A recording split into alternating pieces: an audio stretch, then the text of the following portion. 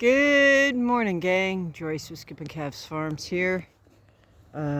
Spring has definitely sprung. Look, oh my goodness. Life is good.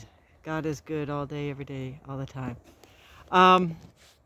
We just got some rain. It's the first rain we've had. We've been in a severe drought all first quarter of this year. It's after tax day.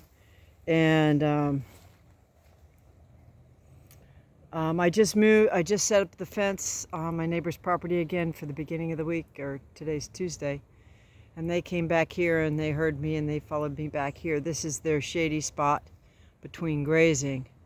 Earlier this morning, where you can see these step-ins, I'd had a 4-wire to keep them separated from the chickens. But I didn't have enough reels, so I had to take that reel down to put up a triple wire on the other property. Didn't move the step-ins, but that's not the purpose of this video.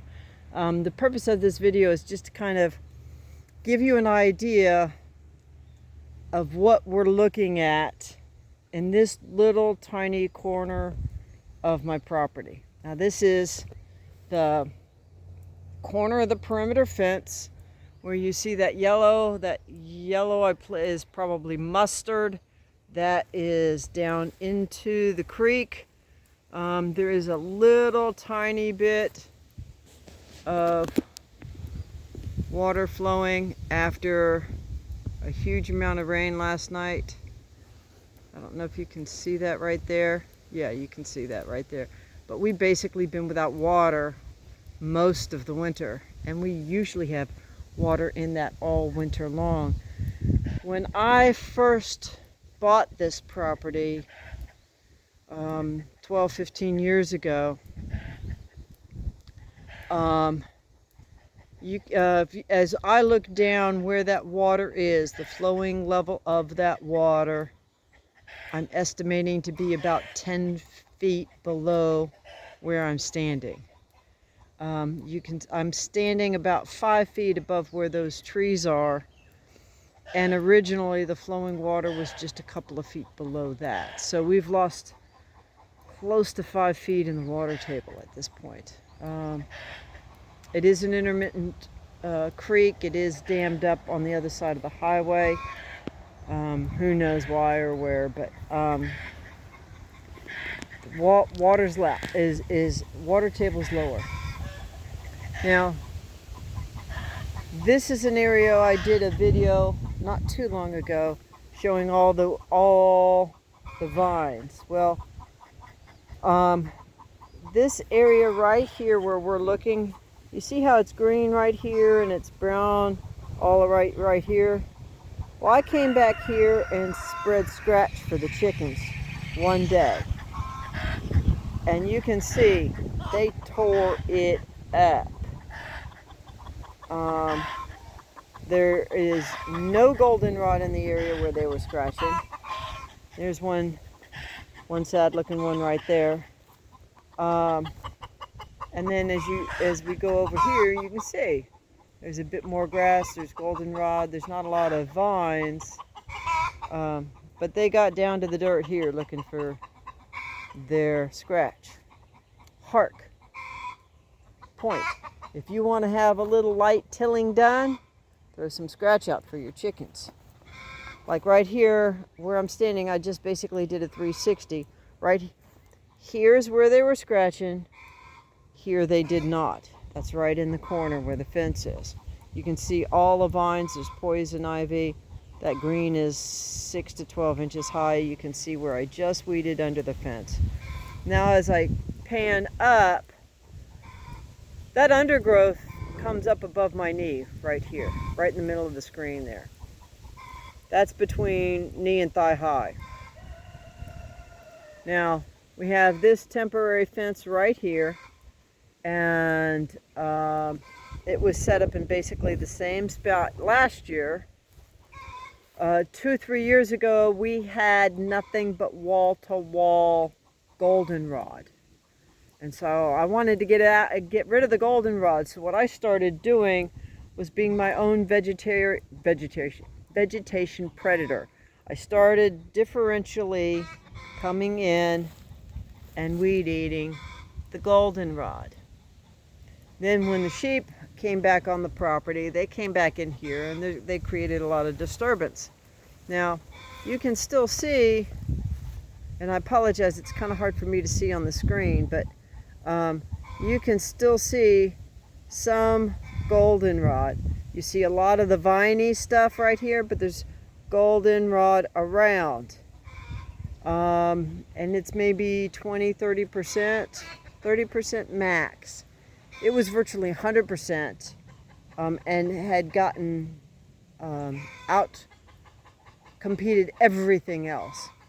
2 years ago there was no grass back here at all, and that grass is almost waist high.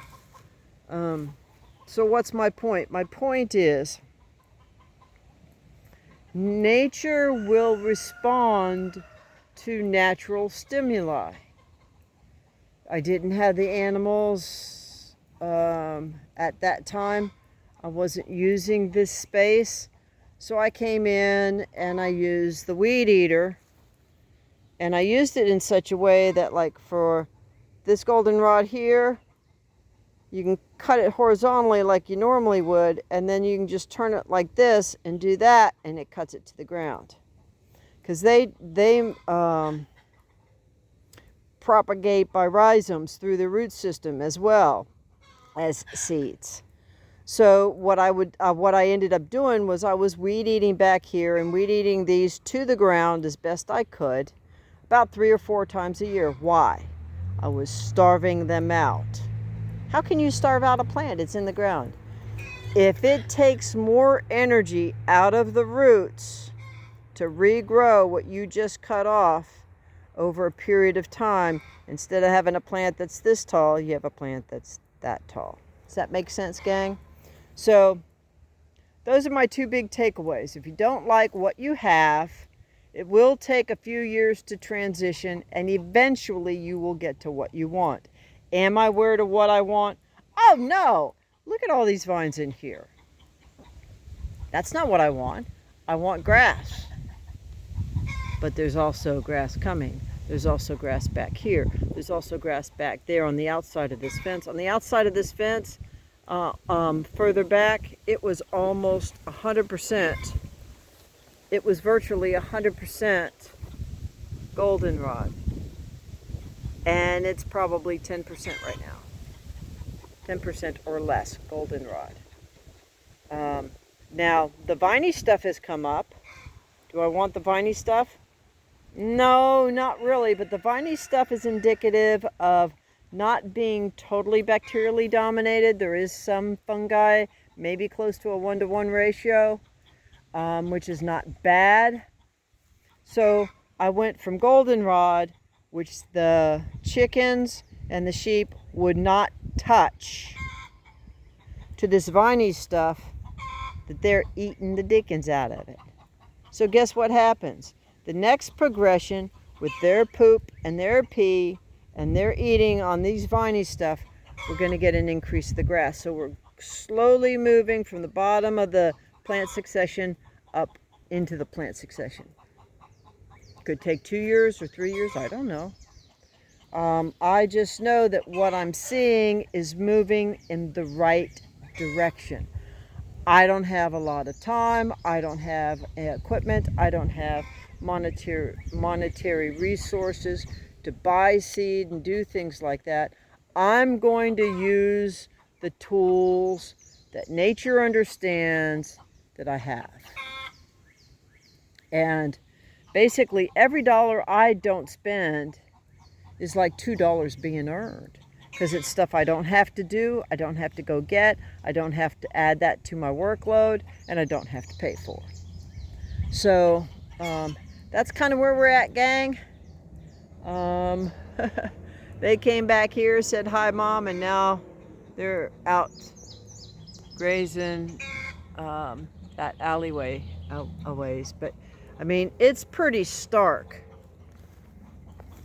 This is where the chicken scratched about a week ago, 5 days ago maybe. This is where they didn't. This is where the sheep have access to come in and enjoy the shade. They don't do a lot of grazing back here. They do their ruminating back here. But they're back here rubbing on the trees and whatever. That's something else I'm awfully glad I did. I didn't do it for this purpose. But look at all of this. All of that light colored stuff is Mama's hair coming off. That is, what is that? That's a sweet gum tree. It's a garbage tree. Why did I not cut the stump off at the ground? Because at the time I wasn't sure whether they would eat it or not. It's grown back. They will eat on it. But look what else they're doing. They're rubbing on it. It's giving them a little extra shade. It's giving them a little extra forage. It doesn't cost me anything. And I can always go back and cut it off at the ground anytime I want to. So that was just something the guy kind of put upon my heart at the time, and I'm awful glad he did. So look, you've got almost bare ground right here between these two trees. Come over here. Yeah, it's pretty thin, but most of that green is either poison ivy or goldenrod. And look at how thick and lush this is. That's thigh high. That's not. They're eating those vines. They're stomping that goldenrod. So I'm going to have to come back and be the predator and weed eat on the outside of my fence. But the most important thing for me to do right now is to weed eat my fence line, because we had rain.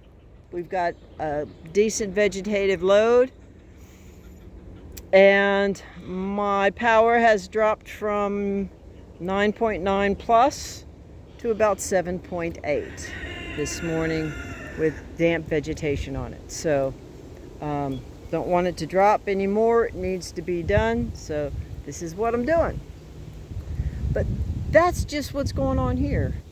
And this little area here is going to be my sweet tater patch. I'll come in and I'll cultivate it a little bit more, and I'll have to keep the chickens out of it. But I've got my slips going, and this is what I wanted to try as my sweet tater patch. I hope it gets enough sunlight. I'm going to have to double check on that. If not, I'm going to have to move it to someplace else. But they'll come back here and they'll eat this privet. They've been walking all over the busted up wood and eating those vines and blackberries back. It's another thing I didn't have to weed eat. So, gang, it's real windy. I've tried to have my hand over the mic. I hope this video helps you. I hope you're having a great day. I will wish you blessings for the day, and whatever you do, just keep chasing your dream.